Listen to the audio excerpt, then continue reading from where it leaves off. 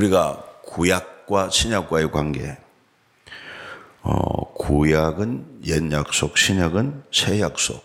그런가 하면은 나무에다가 비유를 하면은 구약은 뿌리, 신약은 눈에 보이는 줄기와 잎사귀다, 열매다. 그렇게도 볼 수 있을 것입니다.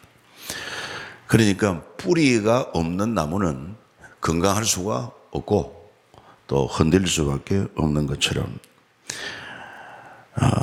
구약에 대해서 우리가 이해를 하는 것이 신약을 풍성하게 깊은 은혜를 이해하는 데 아주 도움이 되기 때문에 그렇습니다.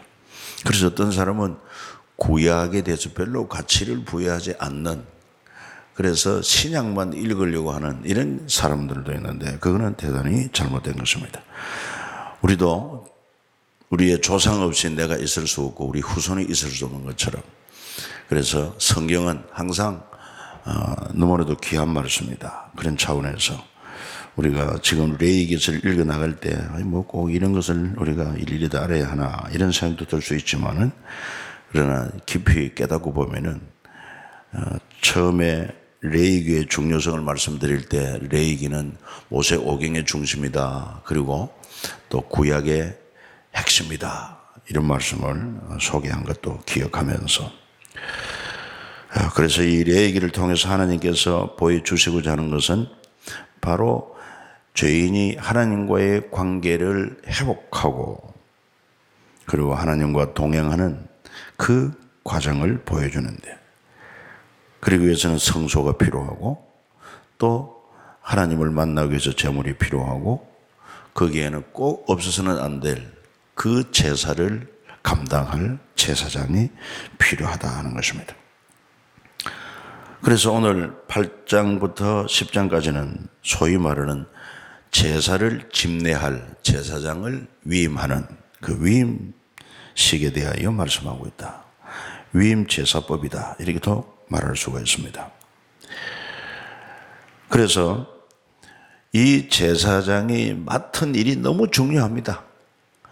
왜? 죄인을 하나님과 관계를 회복하는데, 그래서 제사장이 거룩하지 않으면 그 제사가 하나님 앞에 연락이 될 수가 없어요. 그 제물도 거룩해야 되지만 이 제사를 집례하는 제사장이 하나님 앞에 거룩해야 한다는 것입니다.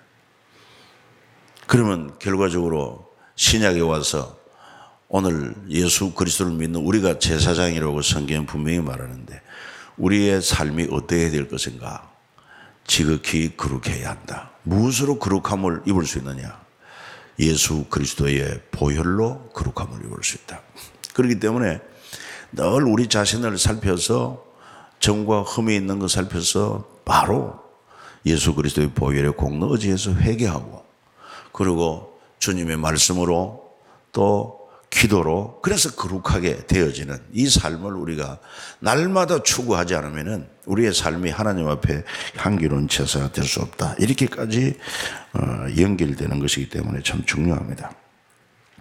그래서 이제 이 하나님 앞에 제사를 집례할 제사장을 거룩하게 구별하는데, 그래서 보니까 아론과 그 아들들, 이게 레위 지파의 고핫의 후손. 그래서 이제 아론이 그 당시 처음으로 레위 지파 가운데 고핫 자손 가운데 부름 받았으니까 그 이후로 계속해서 고핫의 자손들만 제사장이 될 수 있게 합니다. 그래서 1차적으로 아론과 그 아들들을 부르고, 그리고는 의복을, 제사장의 그 의복을 자세하게 만들게 하지 않았습니까? 아주 영광스러운 의복을 만들고 그 다음에 관유를 준비하고 기름을 부어야 되기 때문에, 그래서 이 관유도 아주 극상품 향료, 계피, 창포, 모략 이것들을 잘 배합을 해가지고, 그래서 아주 하나님에게만 쓰여질 수 있도록 그렇게 만들었습니다. 성소에만 쓰여질 수 있도록. 그래서 그런 관유를 준비하고, 그 다음에 속죄제 수송아지 또 번제에 쓸 순양 두 마리. 그래서 속죄제를 드려야 된단 말이에요. 아론과 그 아들들도 뭐 예외 없이 죄인이기 때문에. 그래서 이 제사를 정모하기 전에, 제사장 되기 전에 속죄 제사를 드려서 정결케 하고, 그 다음에 무교병 한 광주리를 가지고 온 회중을 다 해방물에 모으라. 그래가지고 위임식을 위해서 모든 회중들이 모인 가운데 거룩한 위임식을 하게 되었다 하는 것입니다. 그래서 먼저는 어떻게 합니까? 자, 이 제사장으로 세울 자를 6절에 보니까 모세가 아론과 그의 아들들을 데려다가 물로 씻기고, 물로 씻기는 것은 아주 기본적인 정결한 예식입니다. 물로 깨끗하게 씻깁니다. 이것은 또한 오늘 우리가 제사장 직무를 감당하기 위해서는 늘 몸과 마음을 깨끗하게 해야 할 필요가 있다. 그 다음에 7절에 가서는 아론에게 옷을 입힙니다. 속옷, 그 다음에 띠를 띄우고 겉옷을 입히고, 겉옷이 파란색이죠. 그 다음에 에봇을 걸쳐 입히고 거기에 에봇 가슴에 흉패가 붙습니다. 그래서 흉패와 그 다음에 그 흉패 안에 주머니 같은 데다 우린과 둠밈을 넣어주고, 그리고는 머리에는 관을 씌우고, 관의 전면에는 뭐라고 글이 써있지 않습니까? 여호와께 성결. 그러니까 얼마나 거룩한 삶을 살아야 하는지 모릅니다. 그리고는 이제 모세가 관유를, 지극히 거룩한 그 기름을 가져다가 성막, 그 안에 있는 모든 기구에 발라서 그 성소를 거룩하게 구별하는 것입니다. 다른 장소와 구별되게 하는 거죠. 왜? 하나님의 거룩한 하나님의 임재를 상징하는 곳이기 때문에. 그 다음에 이제 그 관유를 아론의 머리에다 붓습니다. 그리고 또 그에게 바르고 온몸을, 머리부터 온몸을 거룩하게 합니다. 그 다음에 아론의 아들들에게도 똑같이 대제사장 복장은 아니지만 제사장 복장으로 입히고 또 그들을 거룩하게 합니다. 그리고는 이제 14절에 가서 보면은 모세가 제사장들을 위한 속죄 제물로 수송아지를 끌어와서, 그러니까 아론과 그 아들들이 그 속죄제 수송아지 머리에 안수합니다. 그래서 안수함으로 모든 죄와 허물이 이 속죄제 수송아지가 감당하게 되고, 그럼 죄값은 사망으로 그 속죄 제물이 희생됩니다. 피를 흘리고 죽잖아요. 그 피를 가지고 모세가 손가락으로 찍어서 번제단에 네 기둥이 뿔에 바르고, 그래서 제단을 깨끗하게 하고, 또 그 피는, 속죄 제물의 피는 제단 밑에 쏟아서 또 제단을 정결케 하는 것입니다. 그 다음에 16절에 보면 내장 덮인 모든 기름, 간것, 불도, 홍박, 기름을 가져다가 모세가 제단에 불사르고, 수송아지 가죽 고기 똥은 진영 밖에서 불살랐으니 여호와께 모세에게 명령하신 대로 그렇게 속죄 제사를 드립니다. 그 다음에 18절에는 또 번제 순양을 드려야 되는데, 똑같이 그 아들들이 그 순양의 머리에 안수하면 그 짐승이 또 죽고 피 흘려서 그 피를 제단 사방에 뿌림으로 그 제단 주위도 정결하게 하고, 그 다음에 20절에 보면 순양의 각을 뜨고 모세가 머리에 각던 것과 기름을 불사르고 내장 정강이들을 씻고 순양의 전부를 제단 위에 불사르는 향기로운 제사, 번제. 그래서 완전히 불태우는 이런 제사를 드리는 것입니다. 여기는 아마 헌신을, 전적인 헌신을 의미할 것입니다. 속죄제에서는 죄를 사하고, 그 다음에 번제를 통해서 이 일에 전적으로 헌신하는 그런 뜻을 가지고 번제를 드리고, 그 다음에 이제 22절부터 보면은 다른 순양 한 마리를 가지고 위임식을 위한 순양 제사를 드립니다. 위임식 제사. 그래서 그것도 역시 순양인데 똑같이 아론과 그 아들들이 순양의 머리에 안수하고, 그래야 나를 위한 제물이 되는 것이기 때문에 그렇습니다. 그래서 그 짐승이 피 흘려 죽으면은 그 피를 가져다가 아론의 오른쪽 깃불이 그의 오른쪽 엄지손가락, 그의 오른쪽 엄지발가락에 바르고, 그 아들들에게도 똑같이 오른쪽 깃불이, 그 다음에 오른쪽 엄지손가락, 그 다음에 또 오른발 엄지발가락. 그래서 또 사람이 생각할 때 뭐 이런 것이 있나 할지 모르지만은 그것도 좀 은혜롭게 생각하면은, 거룩한 제사장은 귀로 듣는 것도 거룩해야 되고 아무거나 들으면 안 된다 말이야. 귀로 듣는 것도 그러고 눈으로 보는 것도 말할 것도 없지만은, 그리고 손으로 행하는 것, 발로 행하는 것, 이 모든 듣고 행하는 것, 이것을 거룩해야 할 것이다. 뭐 그런 의미도 있습니다. 그리고는 모세가 그 피를 또 제단 사방에 뿌리고, 그 다음에 오른쪽 뒷다리를 자르고 그것을 이제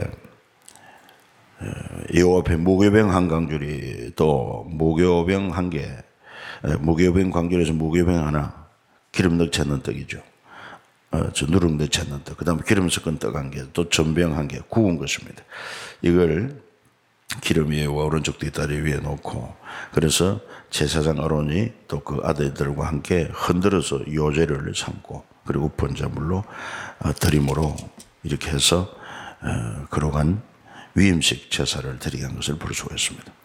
그 다음에 이제 이것으로 다 끝난 것이 아니라 30절에 가서 보면은 모세가 다시 한번 관유, 거룩한 기름이죠. 그 다음에 제단 위의 피, 이것들이 구별을 하고 거룩하게 하는 것인데, 그래서 이것으로 제사장 아론과 그 옷과 그 아들들과 그 아들들의 옷에 뿌려서 모든 것을, 일체를 거룩하게 한 것을 볼 수가 있습니다. 그래서 레위기에서의 주제, 참 거룩이라고 말하고 있지 않습니까? 그러면서 이제 이래 동안 지키는데, 이래 동안 거기 드린 제물 가운데 제사장의 몫을 거기서 떡과 함께 고기를 먹고 이래 동안 지내는데, 이래 동안은 회막문에 나가지 말아야 되고, 만약에 그렇지 못하고 회막문에서 나가면은 죽음을 당한다는 것입니다. 그래서 이렇게 거룩하게 구별됐는데, 그 구별된 것을 그만 또 밖으로 나와가지고 거룩을 훼손해서는 안 된다. 그만큼 제사장을 세울 때 아주 엄격하게 했던 것을 볼 수 있습니다. 그런데 우리가 성소에 대해서 구조도 보았습니다만은, 거기는 결코 바닥은 다 그냥 그대로 흙바닥입니다. 바닥은 흙바닥이고 거기는 의자가 없습니다. 그리고 제사장들이 하나님을 섬김에 있어서 이렇게 실만한 곳은 없었던 것을 알 수 있어요.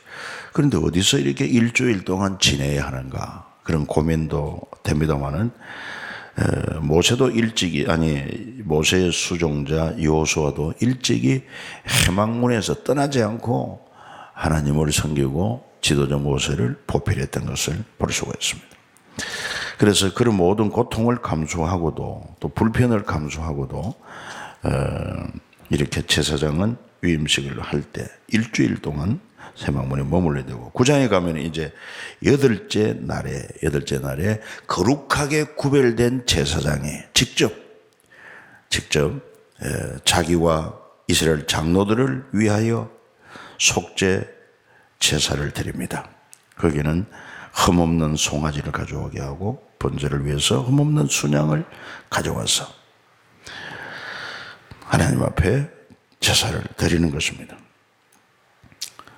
그 다음에 또 뿐만 아니라 이스라엘 자손들을 위하여, 이스라엘 모든 공동체를 위하여 속죄 제사를 드리는데 순념소 번제를 위해서 1년 되고 흠없는 송아지 어린 양을 가져오게 해서, 그래서 이제 맨 처음에 제사는 모세가 본을 보여주고, 그 다음에 이제 9장부터는 거룩하게 구별된 아론과 그 아들들이 제사장이 되어가지고 이제 실제적인 제사를 집례하는 것이 9장에 나와 있습니다. 그래서 이미 하나님이 모세에게 가르친 대로 모세도 역시 레위 지파고, 그리고 또 고핫의 자손 아닙니까? 그러면서도 이스라엘 백성의 종교적인 지도자로서, 하나님의 대언자로서 이걸 다 가르치고 본을 보여준 대로 아론과 그 아들들이 이제 제사장으로 구별되고 나서 그들이 그 들은 대로 본 대로 그대로 제사 직무를 행하게 하는 것을 볼 수가 있습니다. 그만큼 제사 직무는 아무렇게나 할 수 없고 정확해야 될 것을 가르치고, 그래서 자기들을 위해서도 속죄 제사를 드리고, 그 다음에 또한 장로들과 또 이스라엘 백성을 위해서 이런 거룩하게 하는 제사를 드립니다. 제사함을 얻게 하는 제사, 그리고 헌신의 제사를 드린 것이죠.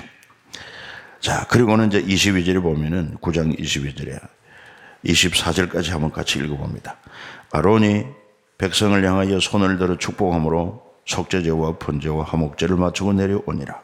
모세와 아론이 해막에 들어갔다가 나와서 백성에게 축복하며 여호와의 영광이 온 백성에게 나타나며 불이 여호와 앞에서 나와 제단 위에 번제물과 기름을 사르니라. 온 백성이 이를 보고 소리 지르며 엎드렸더라 그랬습니다. 그래서 이 제사장에게 축복권을 줬지 않습니까? 그래서 무리들을 향해서 두 손으로 축복을 하고 그래 왔는데 하나님이 그 제사를 기쁘게 받으셔서 여호와의 영광이 나타나고 불이 그 제단에 임해서 번제물 기름을 사르는 이런 하나님의 역사가 나타난 것입니다.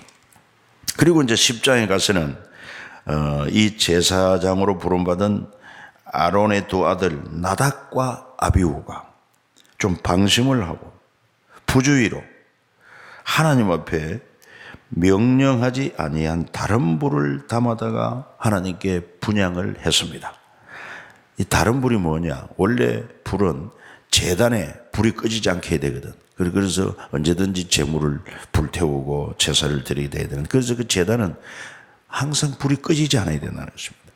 늘 잔불을 꺼지지 않게 했다가 번제를 드릴 때는 많은 연료를 태워가지고 아주 한꺼번에 또 제사를 드리고 하지만 불이 꺼져서는 안 돼요. 그래서 그 불이 이미 위임식을 할 때 거룩하게 다 제단불을 전부 다 구별해 놓은 것이기 때문에 그 불이야말로 하나님의 불이 임해서 시작된 불이기 때문에 거룩한 불이다 말이에요. 그런데 이 불이 아닌 아마 다른 불을 어디에서 어떻게 했는지 모르겠습니다만 다른 불을 가지고 그 향로에다가 불을 지펴서 그래서 하나님 앞에 분향을 했단 말이에요. 그랬더니만 하나님께서 불이 나와가지고 그 둘을 불살라서 죽여버리고 맙니다. 이것은 아주 잘못된 제사가 되고 만 것이죠.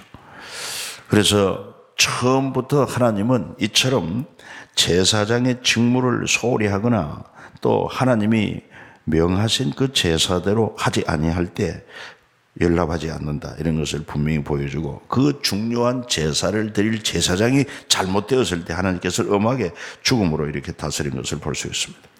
우리가 일찍이 가인과 아벨이 하나님 앞에 제사 드릴 때 아벨의 제사는 하나님이 기쁘게 받으시고 가인의 제사는 연락지 아니하셨더라. 뭔가 제사가 잘못되었기 때문이다 말이야. 하나님께서 말씀해 주신 대로 보여주신 대로 제사를 드리지 아니할 때 하나님은 절대로 받지 않으신다. 이것을 미뤄보게 될 때 우리도 오늘 신약시대 제사장으로 하나님 앞에 예배를 드리고 또 하나님의 연락될 만한 그런 삶을 살아야 되는데 얼마나 말씀대로 하나님 말씀대로 하나님의 규례대로 우리가 살아야 할 것인가 하는 것도 여기서 배워야 되는 것입니다. 그래서 모세가 아론의 삼촌 우시엘의 아들 미사일과 엘사반을 불러서 너희 형제들을 선수해서 진영 밖으로 메고 나가라. 그렇게 하고는 모세가 아론에게 말합니다. 그 아들 엘르아살 이다말에게 이르되 너희는 머리를 풀거나 옷을 찢지 말아라. 그리하여 너희가 죽음을 면하고 여호와의 진노가 온 회중에 미침을 면하게 하라. 오직 너희 형제 이스라엘 온 족속은 여호와께서 치신 불로 말미암아 슬퍼할 것이다. 이렇게 말하고 있습니다.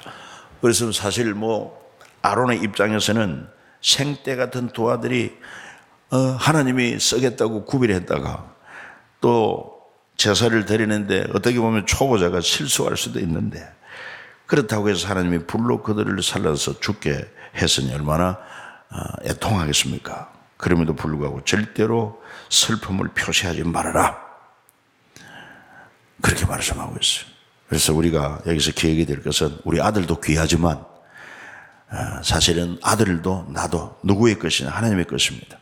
철저하게 하나님의 소유다 하는 것을 인정하고 하나님 뜻대로 살리기도 하고 죽이기도 하고 그 하나님의 주권을 인정해서 내 뜻대로 이루어지지 않고 내 아들을 하나님이 죽였다 데려갔다 그러면 나는 그런 하나님 믿지 않겠다고 이렇게 항의하는 사람도 없지 않았지만 그거는 진짜 아무 소용이 없습니다.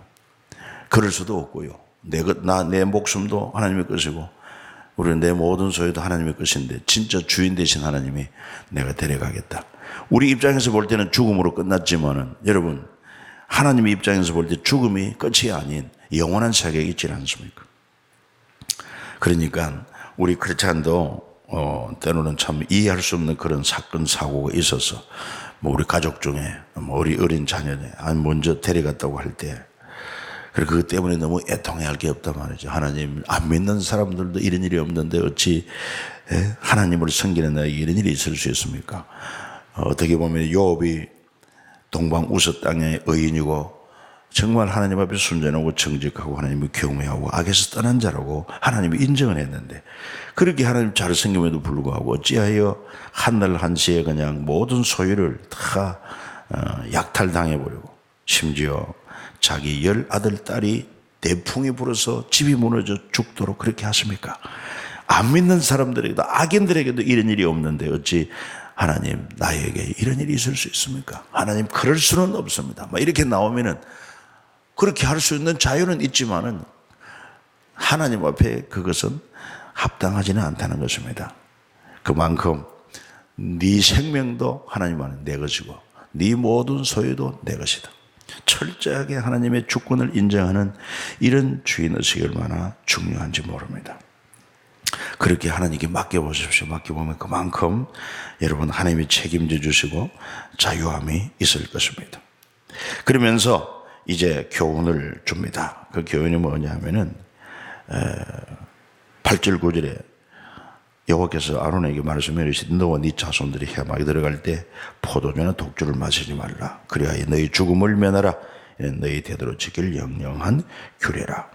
그리하여야 너희가 거룩하고 속된 것을 분별하며 부정하고 정한 것을 분별하고 또 나 여호와가 모세를 통하여 모든 규례를 이스라엘 자손에게 가르치리라. 이렇게 말씀했습니다.